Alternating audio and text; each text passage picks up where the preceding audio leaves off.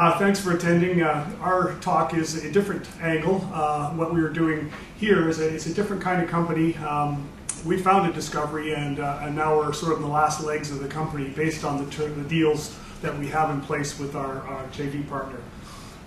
There's a little bit of a brief description of the people that are part of the company, and all of them have been there since 2003. So we are continuing to explore. The project is under a joint venture with Pan American Silver, but it is under exploration. So you can see a bit about us and me more on my bio on that page. We have some limited PowerPoint presentations at the booth, which is next door, so you can get a copy of this later if you wish. Orko is an interesting position. Right now, we don't need money. We have $14 million in the bank, and we have no monetary commitments. Our joint venture partner is spending all the money to put this mine, to advance this mine into production. So as a result, there is no more dilution with our company. We have about 142 million fully diluted, which puts us at a market cap just over 300 million. We're trading around $2.50 Canadian now. Our high was at 325. What has happened over the years since I started there was a shift from our investor base from dominantly retail to more institutional. You can see the split there. I'll just touch base on a couple of the principal bottom companies, Goldcorp and Pan American. Goldcorp got their shares by virtue of purchase. We purchased the project from them and gave them shares in exchange. So they were originally, when we did the first deal on the project, it was with a company called Wheaton River, who in then turn was taken over by Goldcorp. Wheaton River had done a deal with Lewisman. This is one of the original Lewisman assets from Mexico. It was taken over by Silver Wheaton in around 2002, or Wheaton River, sorry. And then they merged with Goldcorp shortly thereafter. As a result, our shareholder is Goldcorp.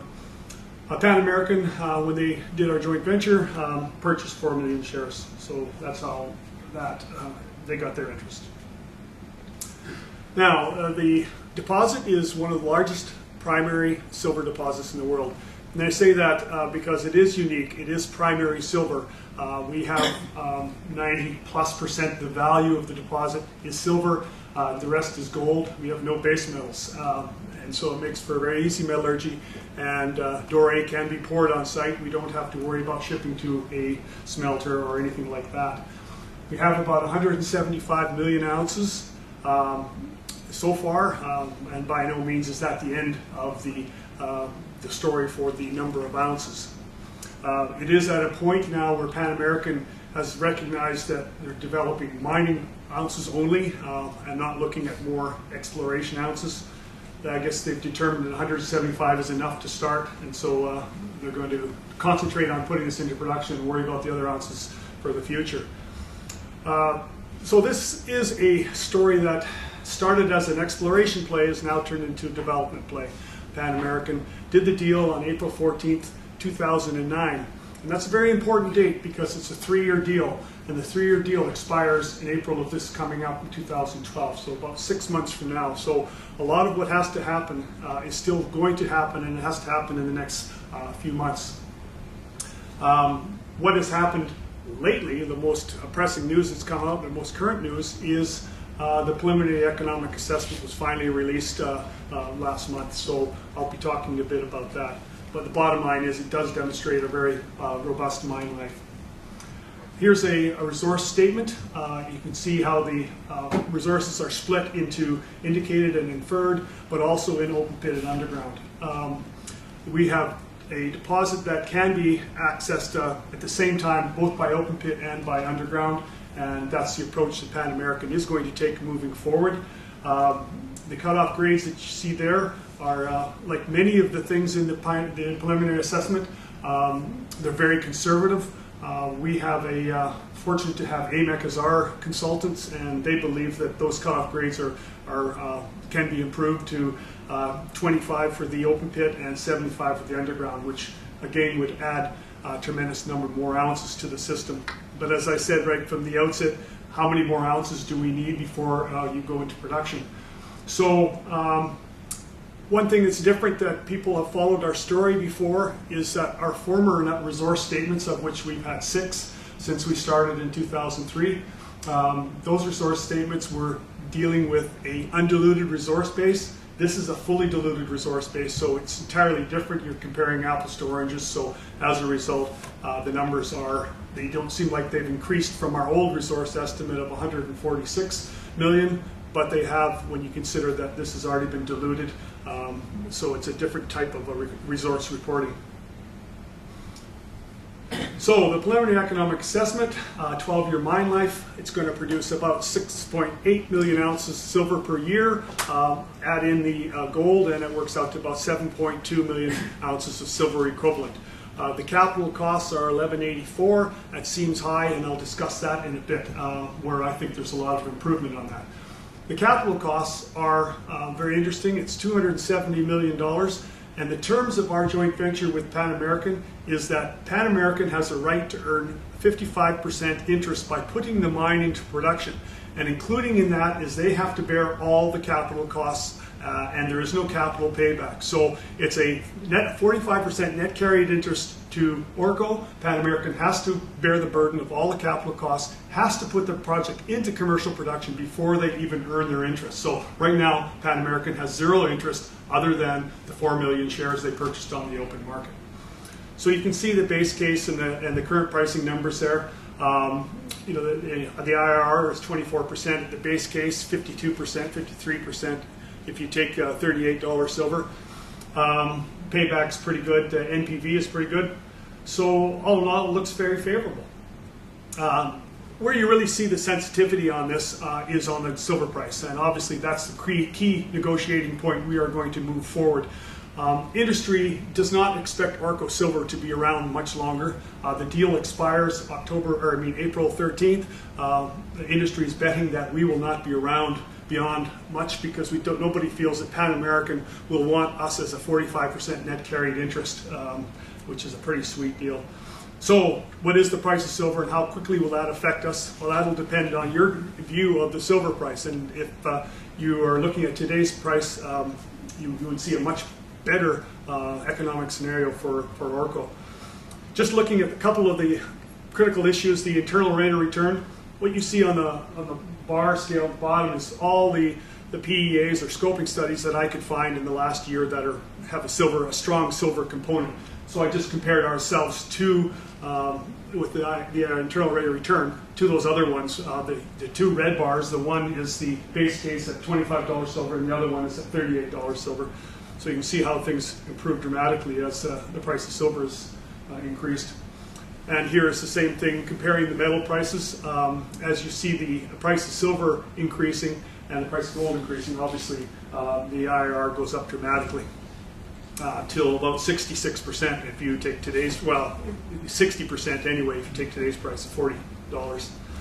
Same with the NPV, same story. As time goes on and the price goes up, and or you take today's price, it's considerably higher. And one thing I do want to comment on is the price of cost per ounce that we see at the 1184. Now this slide is right out of BMO Capital Markets presentation, and it shows you on the bottom in gray the cost of all sort of producers in our sector. I'll be referring to the same companies off and on over the next little while.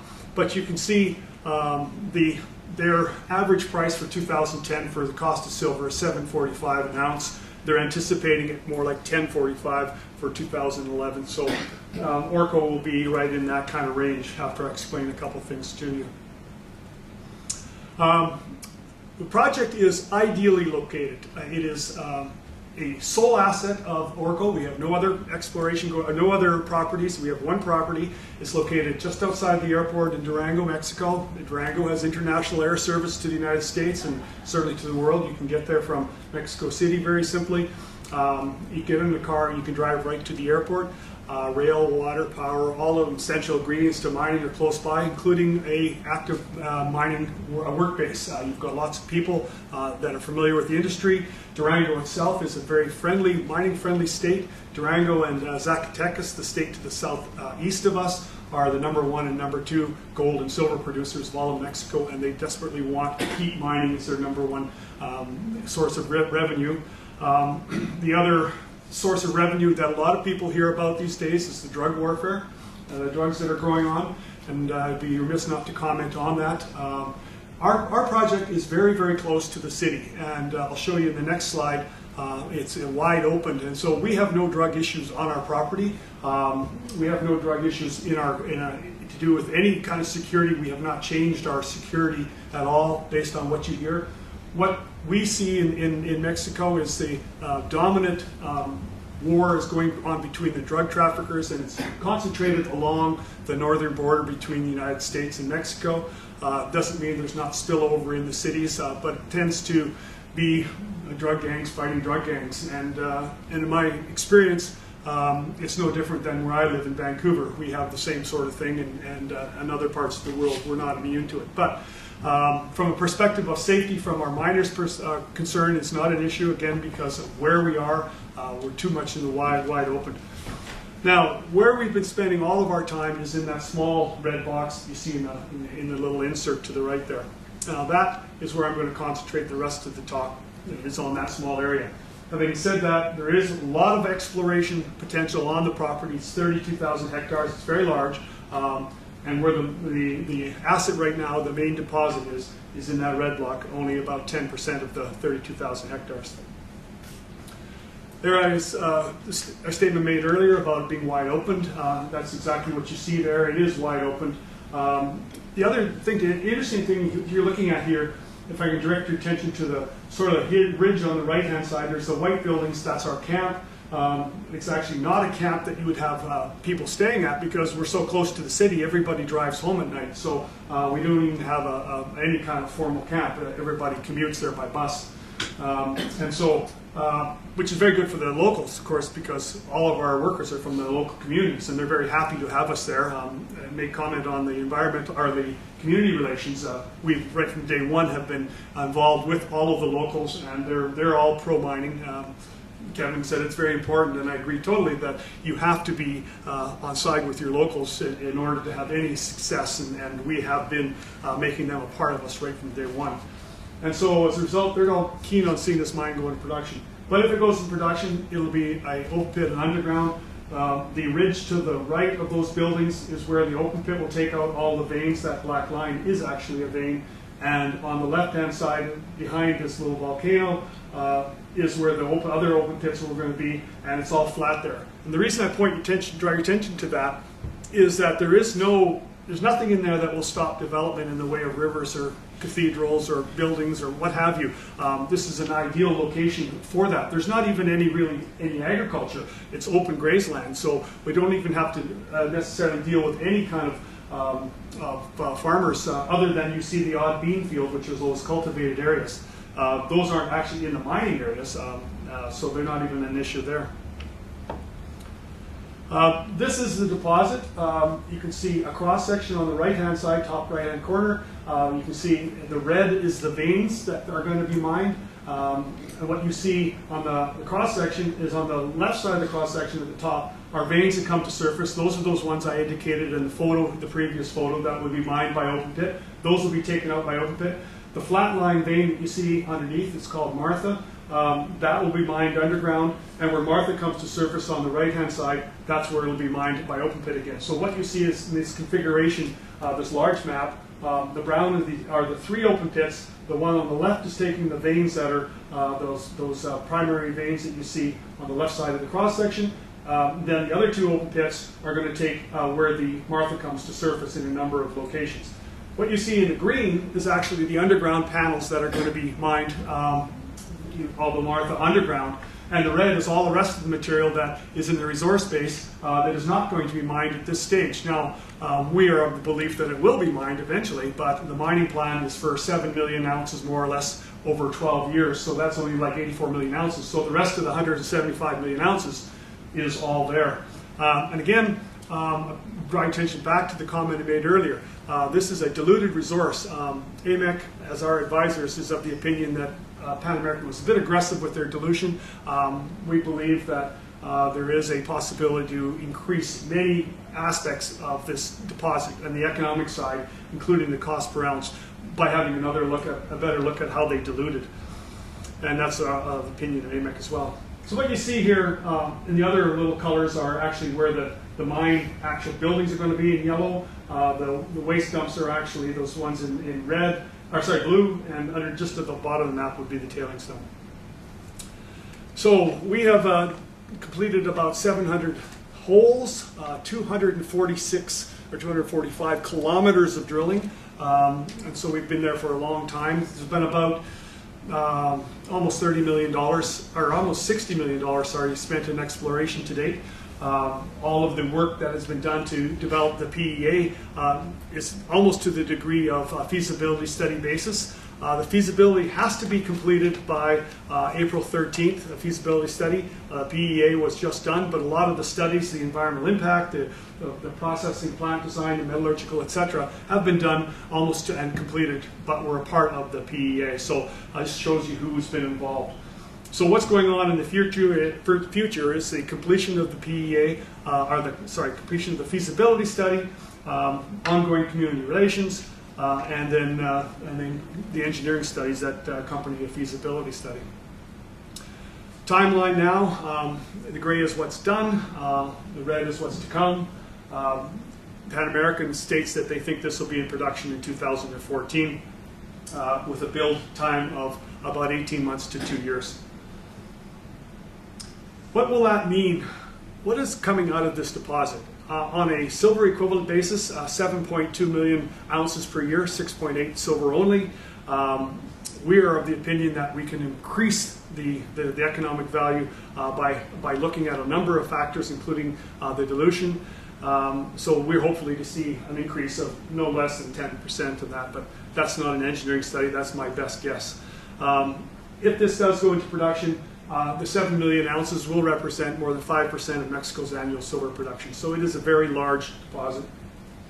Now, one of the things that people like us to do is to compare us with others in the business, and especially in the silver sector. And in our case, the ones that are most prevalent in Mexico are listed there, as well as a couple that are also producers, but not necessarily in Mexico, such as Silvercorp.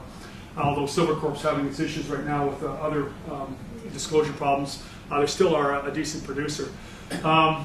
But what I want to show you is just strictly what are the upside in Orko, and the only way we can do it is compare it to the producers that are out there right now. So first I'll draw your attention to the market capitalization. Then what you see is the silver production in 2010 in the next column. That's what they have recorded. You can see the numbers there. Bottom line, where it shows the Orko line, if we were in production in 2010 at 3.2 million ounces, our 45% interest, and not the, you look at the 4 million would be Pan American, so 3.2 million would be the Orko end if we are still part of the deal. And as I said earlier, I don't believe we will be. But if we were, the 3.2, you can see how we compare with the other production companies that in the business. And what was interesting is you take the market cap, divide it by production, and it's just a ratio there. You can look at that number of 104 in the gray column and compare us to the other producers. And you can see in most cases we're considerably lower. Obviously we're getting a discount for not being in production, but it is interesting to compare us with someone like, say, Endeavor, whose 3.2 is almost equivalent to us, and their market cap by production is more than double ours. What is also interesting is when you do the same look at the reserves and the resources. If you look at 100% owned, that's how it looks in yellow. We have 159 million ounces of silver and 300,000 ounces of gold, which is the 175 silver equivalent. You'd see that same market cap by resource number. We're way lower, and you look at Endeavor, for example, 9.9, and we'd be 1.9. But if you revert to the 45% interest, that number would change to 4.2. Still considerably lower. That 159 obviously represents 100% interest. The bottom line is, all I'm trying to demonstrate is there is growth in the company, in the shares. Now, what does this asset mean? The only way we can compare it to world production is comparing it to silver-only or dominantly silver-only production companies in the world. This is a hard thing to do because most silver comes as a byproduct from base metal or gold mines, copper mines as well. 30% of all production silver comes from primary silver mines. This is a slide, or at least the numbers come right out of the Silver Institute. I didn't make these up. And it lists all of the world leading primary silver production companies in 2010. So if, again, we're not in production, but if we were, how would this asset look comparing to those numbers? And so you'd see that it would be in the top 10 if it was 100% owned by Pan American. It's 7.2 million ounces, would be Pan American's largest mine. Their next largest is at 6.7 million ounces, so this would be their largest mine. If we are still a joint venture partner, and our bankers dearly want us to be a joint venture partner at 45% net carried interest, because the premiums being paid for revenue is way better than they will be on a takeout basis. So we still would be in the top 20. We'd have 3.2 million ounces accredited to us, net carried interest, free carried interest. So it's a very significant deposit, no matter which way it falls out. How is this compared? How does this look with respective of Pan American? How significant an asset is to them? Now, Pan American is a wonderful company. They've got great assets. There's a lot of country risk right now in their asset base. So Mexico is not one of the countries that is at risk, but everybody's heard about Bolivia and the potential nationalization. Peru with new taxes. Argentina, their biggest asset, is struggling now with, this is Navidad, with trying to get into production. So Mexico is a safe environment for them, and as a result, that's why they targeted us and why this deal was made. But if they do merge with us, it'll represent a 22% increase in the future production. And right now, they don't have an increase in production. This is the first year they've announced that they're still got a lot of production, 23 million ounces, but it's not increasing. It's actually sliding. So a lot of the analysts in the world are saying, where are you going to get your growth? And if they take us out, that's exactly where they'll get their growth in a 22% bump. The reserve and resource base will add 12% to their current amount. So you can see where the numbers lie. It is a very significant asset. And these numbers are just showing silver only, not silver equivalent. So the Orko upside. Now what's happened to date is that Pan American has spent $16 million more or less. They must spend 100% of the money it takes to put this mine into production, and they will earn 55%. They earn nothing until they put this into production. And this is a really unusual deal, and I defy people to find a better deal. They don't get capital payback either. So it's a really a fully carried 45% net carried interest. Production is slated for 2014. There's a lot of upside in what we're seeing. The resource estimate, I already mentioned the potential of the cutoff grades changing. The mining method, again, AMEC has been advising us that they'd like to see a different approach to certain of the underground methods that they're choosing. The dilution that they did right at the outset, they diluted right at the beginning before they even did the resource estimate, and we feel that was a bit aggressive.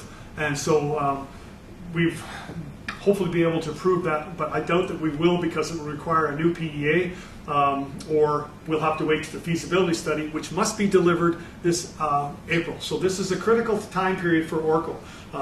This April date is when the deal expires, and they must deliver at that time a bankable feasibility study and announce a production decision as to when they're going to put it into production.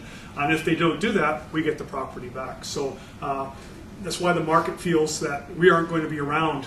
They already know that the PEA is it's a conservative document, it's a positive document, and they see us eventually being taken out. But in addition, of that $10 or $11.84 has some interesting numbers in there that we feel shouldn't be in there.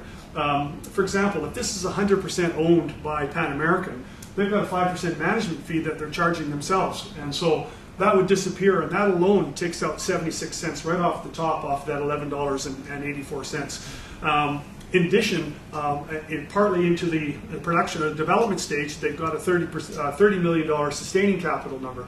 And that number, again, is for buying mining equipment, which has to come out and be moved forward into the capital cost. So again, that affects the bottom line, probably takes another 30 or 40 cents right off that $11.84. So quickly you can see that with this thing is not an $11.84 dollar per ounce deposit. It is going to be less than that. And I'm sure if Pan American takes us out, the numbers will be much, much better.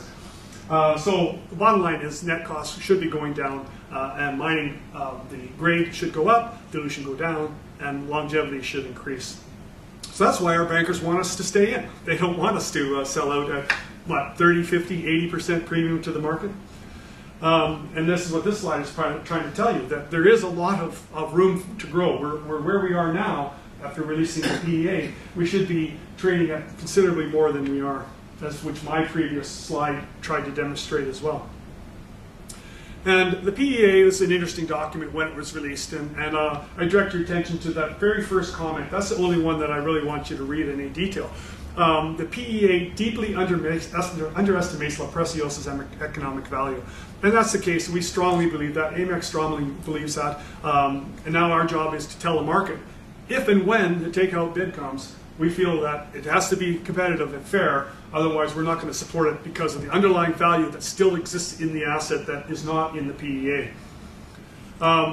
You know, our share price has been fluctuating with the price of silver and a lot of market conditions. We're currently around $2.50 or so. You know, we've been having some $1 million, $2 million dollar days or share days. So there's a lot of activity. The average share volatility is about 300,000 to 400,000 shares a day. So anybody can get in and get out. It's an easy stock to trade, and it is fairly liquid. And as I said, we don't need any money, so we're not going back to the market. There will be no further dilution. So in summary, it's one of the world's largest primary silver deposits. Fantastic location. Production is now planned, hopefully with the positive feasibility. It will demonstrate that we'll be in production in 2014. Lots of upside in the resources to not only expand the 175, which is within that core area, but outside on the rest of the property. Orko was fully carried into production, very, very important. And so all of these things are why we should be looking at us. It is a positive growth company. It's not a tenfold shareholder increase anymore. The big risk has been taken out of it. We found the deposit. We found a partner. We made a decision in 2008. At that time, we had 4 drills turning when the market crashed in November. We were spending a lot of money drilling. We had to decide how are we going to take this project forward. We knew we had a large deposit.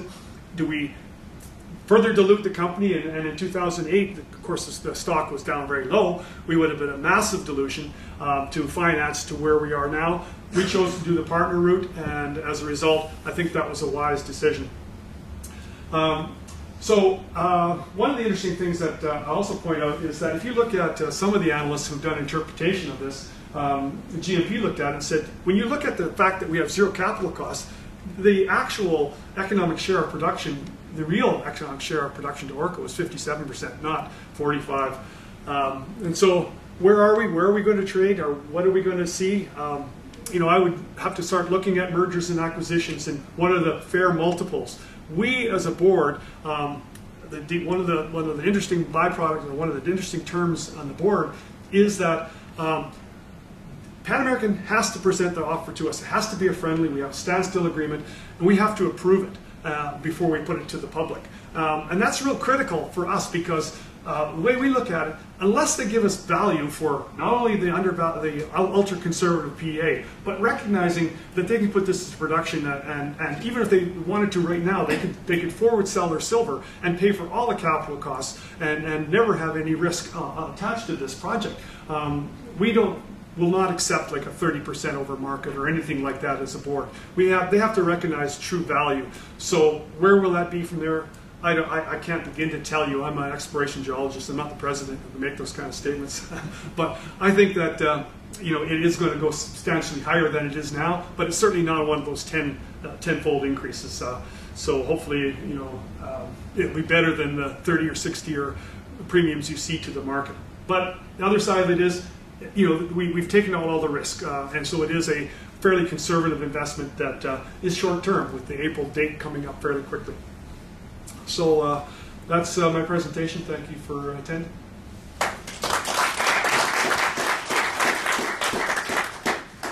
Thank you very much indeed, Devji. Are there any questions from the floor? Very simple question. Everybody wants coffee. Well, tell me, do you expect this deal to go through?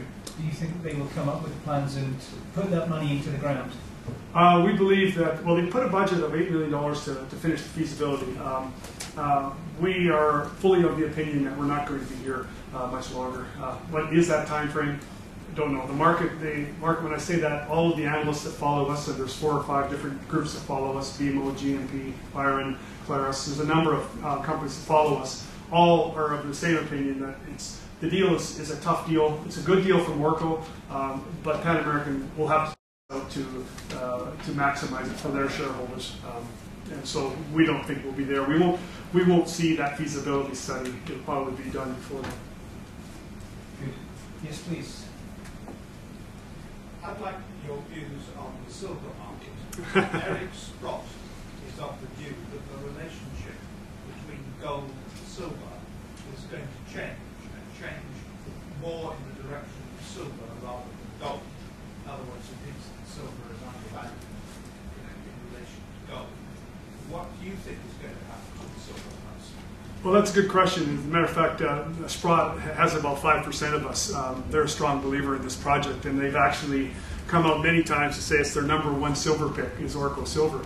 I've been following the silver market since definitely this project has been ongoing, but I got a lot of gray hairs, and I was in the earlier silver boom when I was doing scoring for silver when the price of silver was at $80 for a couple of hours, or traded during the day, but ended up about $50 as its peak. And saw exactly what happened right after I went down to $3. I lived through that one. That was not a fun time. But since that time, gold and silver have been tracking each other fairly closely.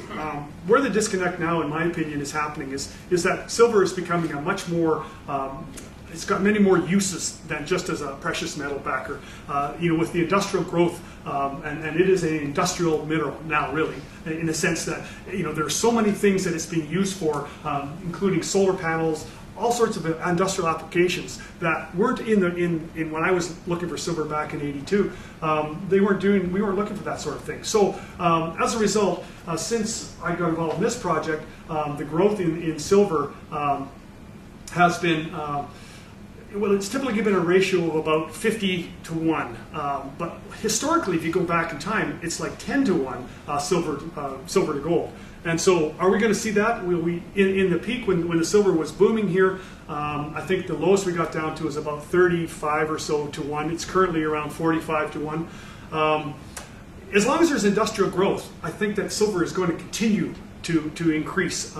People are looking at it as and especially the conservative people are looking at it as a poor man's gold, a way of investing in precious metals commodity, but also having that industrial side. So I'm a supporter of what Eric says, and I agree that there is a lot of growth. Where will it go? The growth that we care about, Orko Silver, is if it stays above, whatever our economics show, $38. This is a cash cow, and there's no way we will sell this to Pan American for anything less than something approaches that kind of value. So I have a very short-term perspective on silver. In the next 2 years, I want to see all the analysts saying it's going to be better than $40, because that makes our argument when they come up with an offer in the next 6 months or less. It makes a very strong offer to say, no, we're not going to trade at $25, which your base case is on your PEA. We're going to look at something much more like world market, and where world market is being projected to stay at for the next few years, especially when you start building. I think Mr. Sprott is on record as saying he sees the relationship going to 50 to 1. Why isn't that foolish? I'm not an economist. I don't know. I would say I'd be happy if it stayed at 30 to 1 or 40 to 1, because as soon as you get that big, huge spread, then there's all sorts of other factors that come in, and it just means there's a whole big uncertainty in the economic markets globally, not just in the silver sector. So I don't want to think of 15 to 1 because I just worry about what all the other stuff will be going on at the same time. I'd be happy where it sits at 35 or 40 to 1. Okay, I'd like to thank you again for your presentation. Thank you very much indeed.